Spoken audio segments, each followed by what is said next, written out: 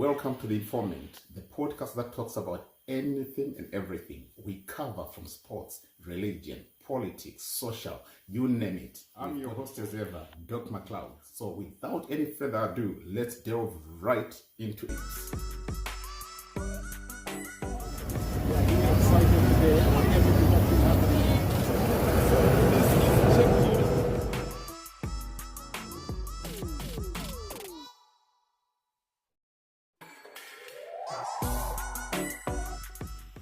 Right, good day, my good people. I believe you are having a wonderful day wherever you are. Good morning to those who it's morning time to, afternoon to those who are afternoon, and good evening to those who are just like us in the UK and in Zimbabwe.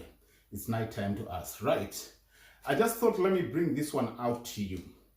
You know, at times you are ridiculed by people who just hear internet things, and some tend to question your position when you start to ask questions, especially when you say some very strenuous statements. People want to know what it is exactly that you think you know that everyone else doesn't know. Some other people were asking me, who are you? And I said, I'm Apostle Makore, and that's it. Better you know me just as a man of God, and you stop there. Or you want to know me better, just call me Babama Tip or Babama Twins. Or it works for me, right? Here is the thing.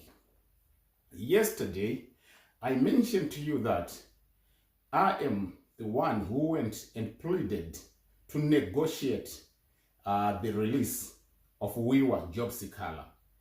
Having said that, let me elaborate on it today. I want to give you a list. Don't worry. Stay tuned. Get your glasses of water, glasses of juice. Make sure that you've got everything that you need, your popcorns for this movie that's coming now. Right. Having seen that the party he was representing was not putting an effort to get him out, other people, what they don't know is some people in leadership were so happy about the arrest of him because they felt like he was a threat to their position in leadership. So to them, it was sort of like good riddance of dead rubbish. Listen, when this guy came out of prison, people ridiculed him. He tried to do whatever he could to express his pain. This is a man on the second half of the decade, just about 50, yeah? Who has got 13 kids, who was in prison, missed by his family. All his kids, they missed him during the time because he was suffering for what you claim to be the struggle. He comes out, you are making a mockery of him. So I don't know what this struggle is made for. I don't know who's meant to lead this struggle. Is it a one-man struggle or is it a group struggle? You have to sit down and make sure that you've got proper structures so that you account for questions when they are being fired. This is Wiwa. Let's get him out. Let me bring in the next person. I'm going to bring you a whole list. I spoke about Patrick Chza. Let me tell you, there's certain things that I didn't want to disclose because I felt like they were sensitive. At the elections, Patrick Chza was arrested. Remember, he was representing Triple C. When he was arrested, there's a lot of things that were on his file, from what I was told. And when I inquired to try and find out why he has been arrested, what I was told, I could not believe it. Then I said, right, the person of Patrick I know, who I've known from since 2002, I want to be very honest, he is just a person who's financially well, but not capacitated for what you've written down there. So for that reason, please, I beg, by the mercies of God, that please release him. He doesn't have that capacity. I was asked 3 times same question, and I still stood to defend him. Although he was from the Triple C, and I say he doesn't have the capacity for what you are claiming. He is just an enthusiastic politician on the other side of the boat. So I think it's good you free him out. Those who don't know Patrick Chza, let me give it to you. His wife is the one who was contesting against Scott Sakupkanya in Mavuku there. These things you don't know because you just believe you are part of the opposition. She's the one who was ousted during the rerun of the elections by Scott Sakupkanya. She was representing. I think she ended up standing as independent. Yes, I think she was standing up as independent, but I don't want to get into that. So that's person number 2. Today, I want to talk. There's a whole list. I'm going to bring in the Hope Wachimono issue. I'm going to bring in all these other people. Don't worry. I've got documentary evidence to what I am saying. I don't just bluff these things. Those who want to know who I am, get to know who I am from what I'm giving you now. Today, let me bring you this gentleman. He calls himself Bishop Nyamakanga. Bishop Nyamakanga was imprisoned. He was part and parcel of this thing that we are calling the struggle. Having been locked down, and his case kept pending, going on and on and on and on. When I spoke to him, I wanted to know exactly what happened. Because I have to understand the position of the person before I approach. Because I don't approach on a hearsay. I want to approach with information and evidence. So that when I approach in my pastoral capacity, I've got to be able to negotiate from a man of God's position. Because that's what church is there for. Church is a refugee for everyone, regardless of which party you are representing. Bishop Nyamakanga, do you know when he was released? He wrote to the office and to the attention of Advocate No Chamisa. I'm telling you this, if he says I'm lying, he can come and defend himself. Bishop Nyamakanga, after being released, after all what he went through, having left his family outside and locked in prison, when he was released, he wrote to the office of Advocate Nelson Chamisa, and it was received by Advocate Nelson Chamisa's secretary. Nothing, hear me, nothing was given to that guy. No response was given to that guy. And yet he was part of this thing that we are calling the struggle. I want you to pay attention. The only people who helped Bishop Nyamakanga was a human rights group. This is going to make you laugh. The only people that helped or attended to Bishop Nyamakanga's request was a human rights group. And do you know what he was given? A food hamper and $15. That's it. You got it right. He was just given a food hamper and $15, not from Advocate Nelson Chamisa. He acted as if he didn't know him at all. He acted as if he had nothing to do with all his suffering. He acted as if he's not the leader of the suffering that people are going through. That's Advocate Nelson Chamisa for you. So when people say I hate Nelson Chamisa, I don't hate him. You have never heard these things, and you will not hear these things. But right now, I'm now telling you things that I know. When I say he must stop tweeting, talking about the formation of a party before he settles the issues that he has left behind. There is a whole lot of mess there behind you guys. There is a whole lot of mess within your camp. I put a video and say, sort out the mess in your house before you plead for me to go and beg for Nyokayama Bunu to be released. I spoke to these guys that have always given me the platform on their podcasts, and I said to them, right, I want you now to work very hard using your own intuition. But what I will tell you, I'll just give you pointers on how to get information from people. You see this guy called Nyokayama Bunu, a lot of people have collected money for this guy, and from the general public, saying they are paying for him. But nothing of that sort has happened. I don't want to talk on behalf of anybody. I'm just giving you a pointer. Speak with the real players.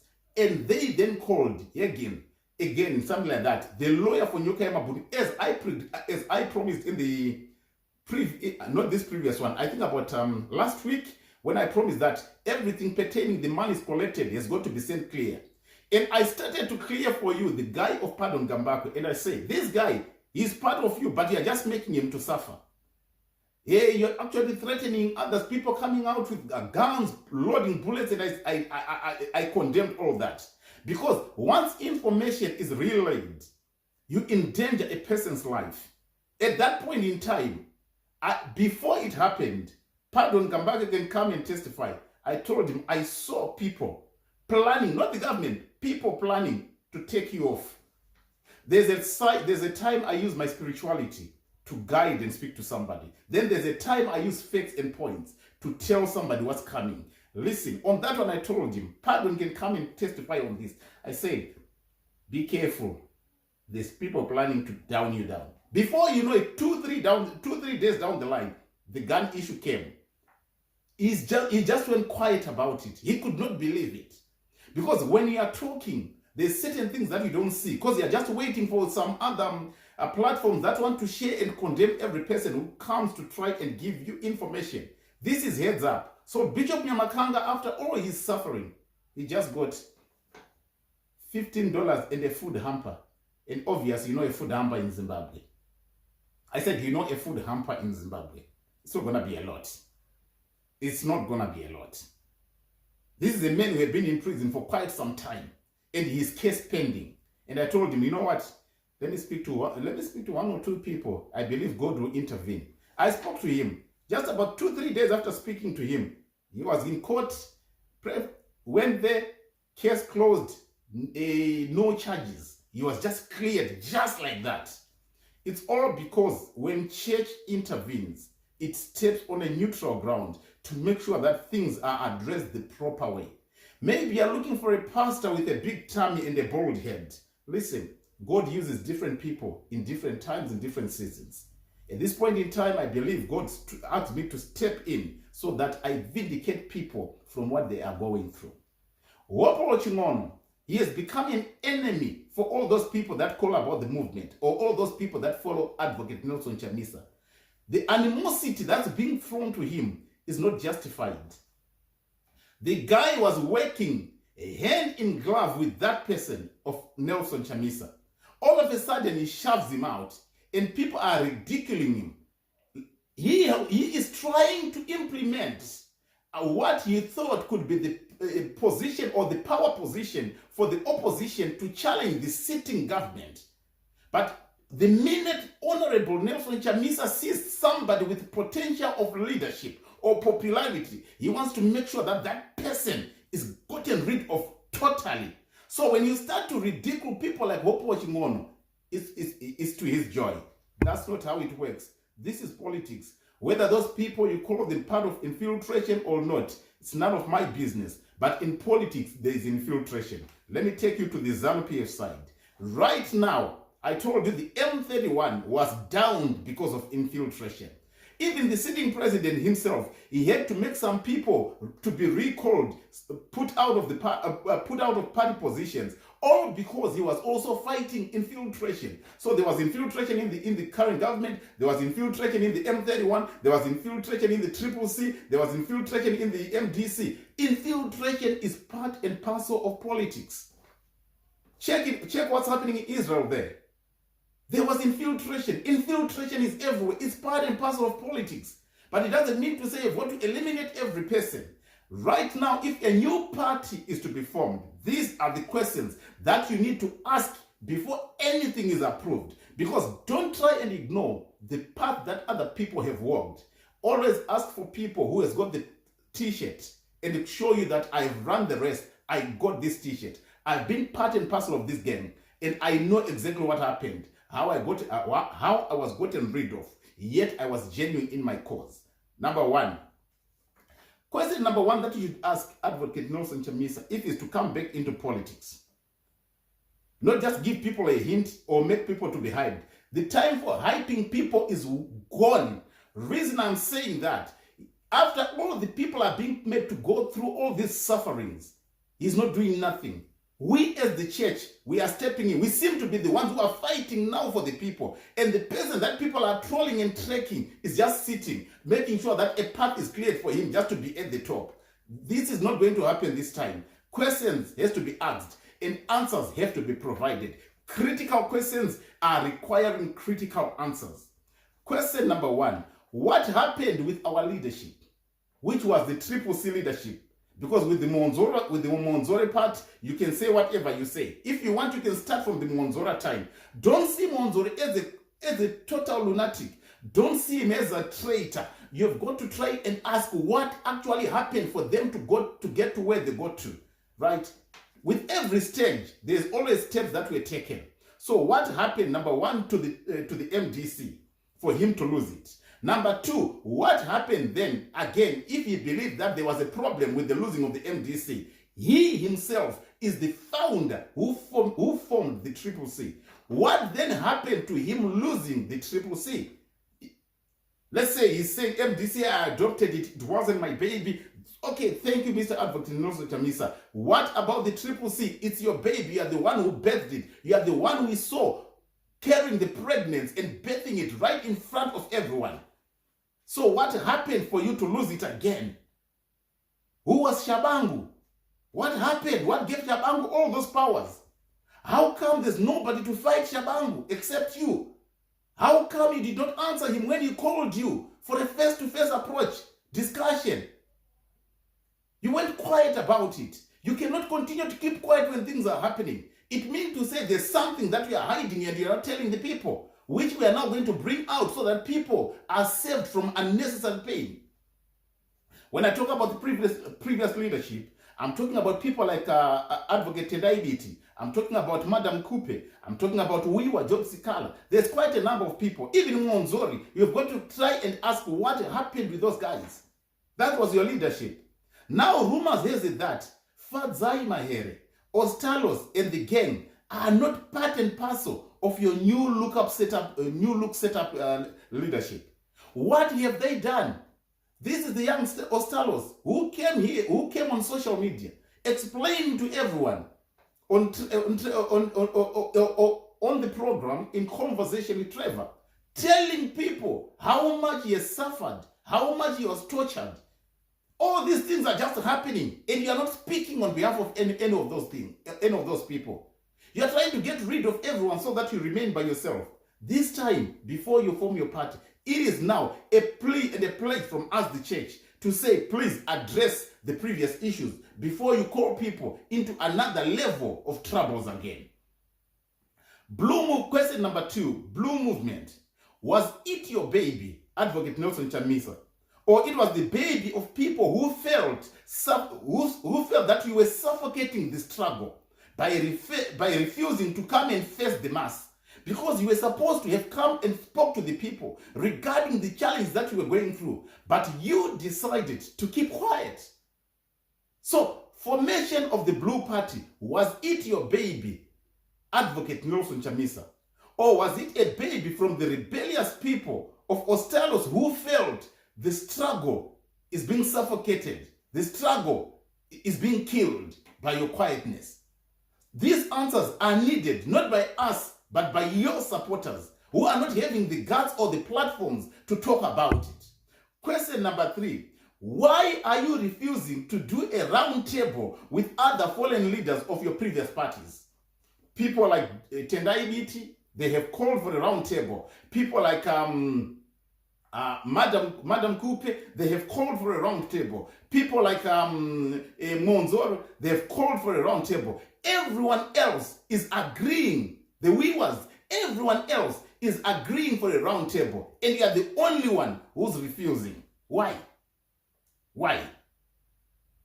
These are the answers that your people are needing. These questions are critical. They cannot ask you direct, but they are needing answers. The minute you give them these answers, I think you will start again another political party. But before you give them these answers, let me tell you, this road that you want to take is going to be a very, very uphill task for you, because we will continue to ask questions until you address. You cannot dodge questions. You cannot continue to dodge bullets and expect that you will continue to sail through. There is a gate that has been closed. And we are saying, as church, we want you to address your people, regardless of which party, whether you be ZANU-PF or Triple C, even the sitting president, we have asked him the very same questions. Henceforth, you see, when we go and ask on behalf of the people, opposition from your side as well, he listens, he hears, and he releases them. And we have got proof of people that are being released when you're asking on their behalf. And yet these are meant to be your people. When they come out or are released, you shun them.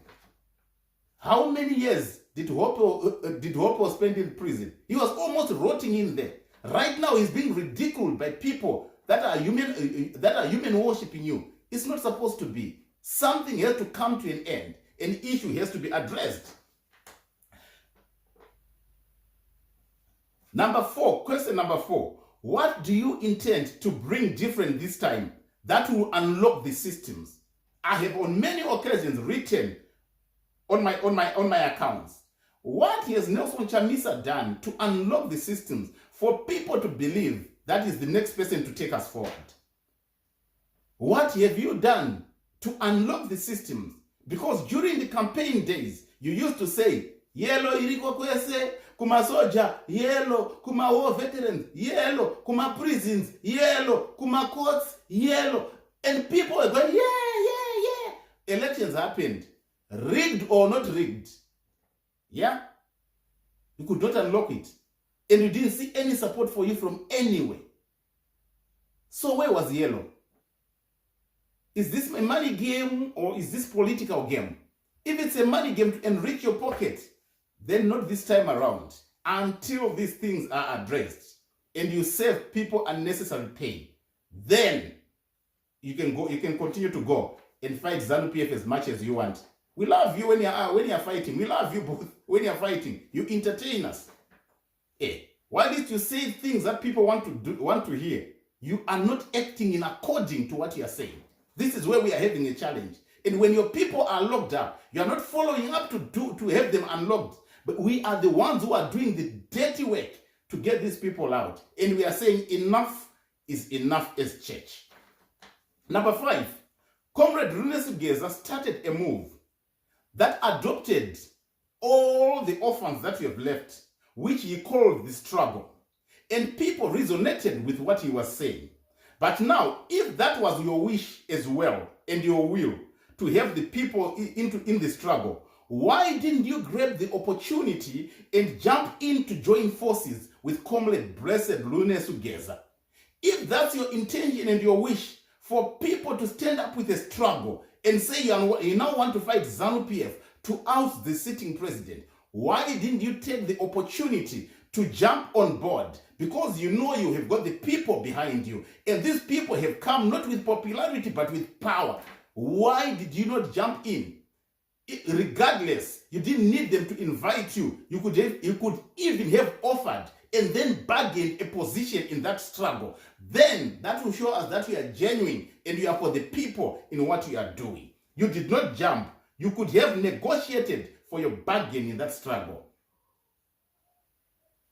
In that formidable leadership, you could have had a good position.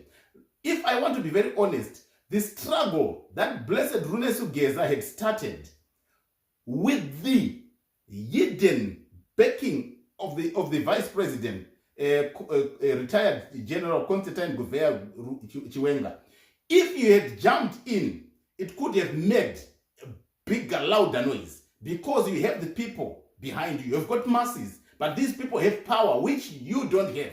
If you had power, you would not have lost MDC. If you had power, you would not have lost Triple C. If you had power, Blue Movement would not have just died a silent death.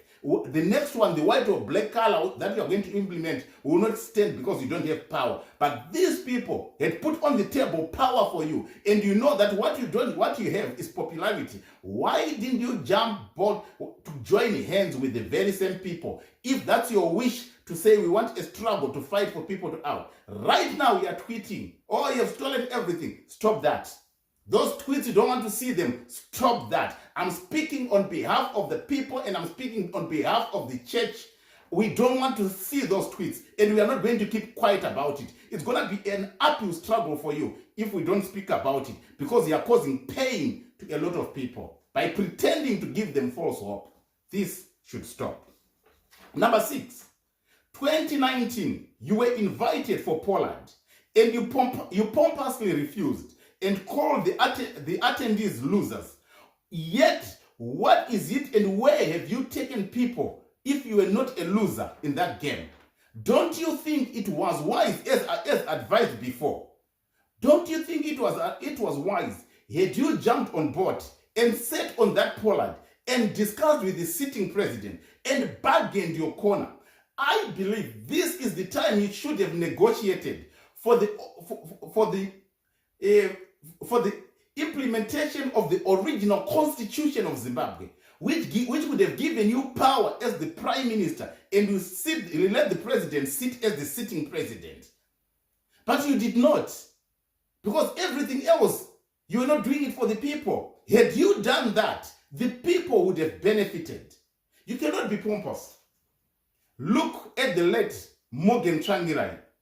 knowing that elections were stolen, and I repeat, knowing that elections were stolen, and I repeat for the third time, knowing that elections were stolen in 2008, he swallowed his pride and did it for the people and went to a table to negotiate for his portion, and he was put in as the prime minister, and things started to work well, and everyone was happy about what was happening because the opposition brings what you call balances and checks when it comes to progression of a nation. But you refused, meaning to say you are not doing it for the people, you are doing it for yourself. And we are saying enough is enough.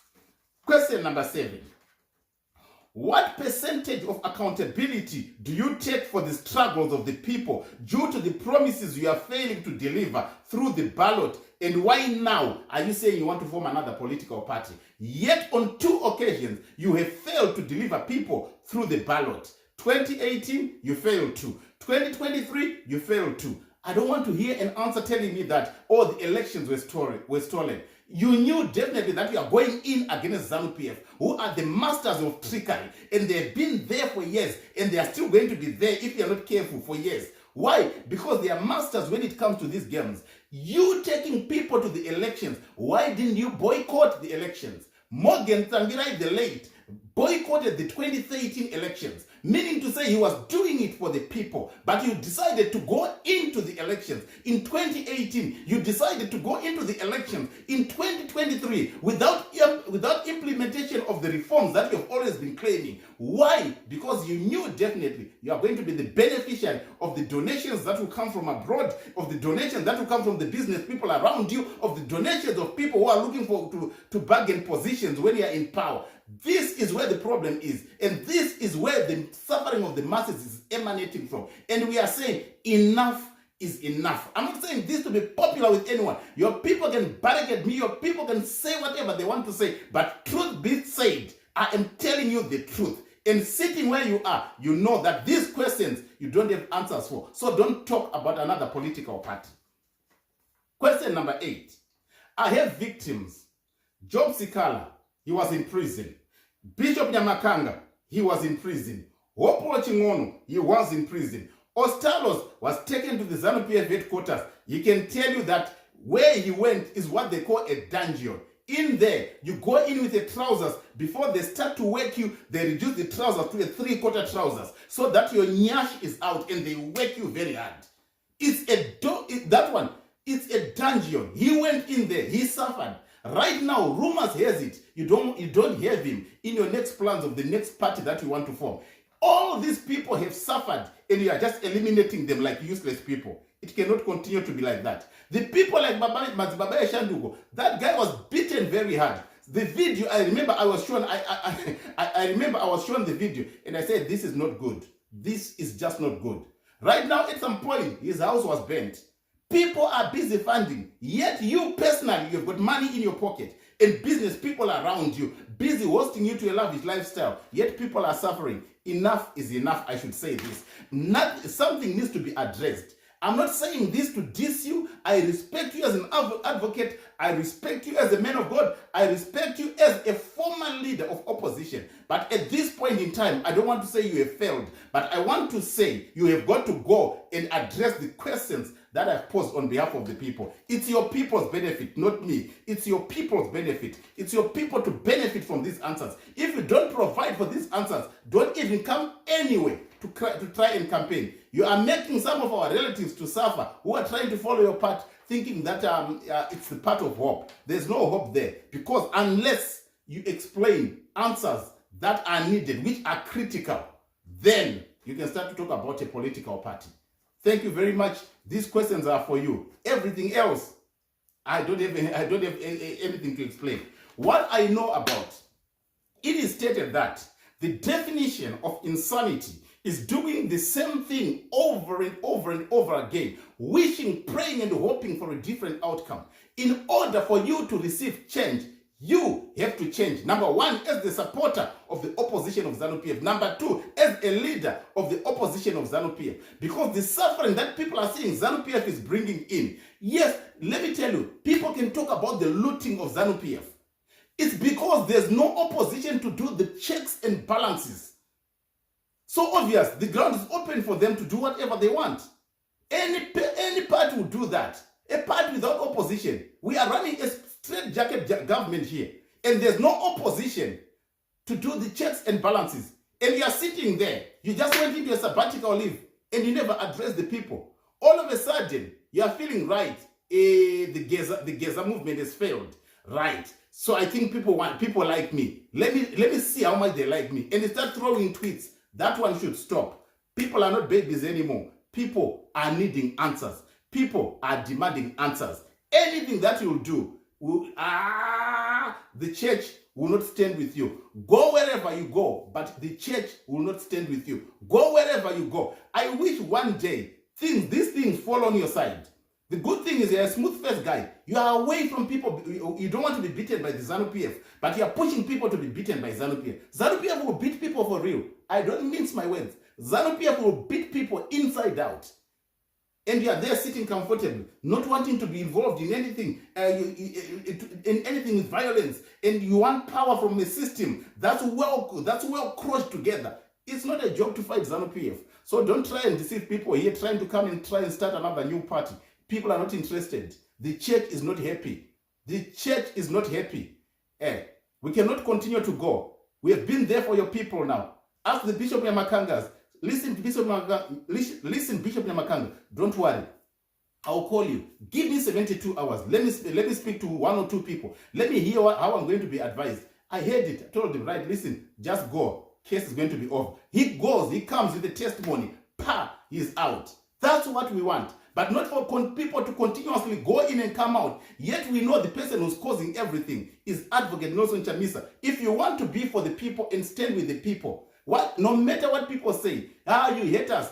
People who say I hate Nelson Chamisa, I don't hate Nelson Chamisa. I'm just bringing the questions head on.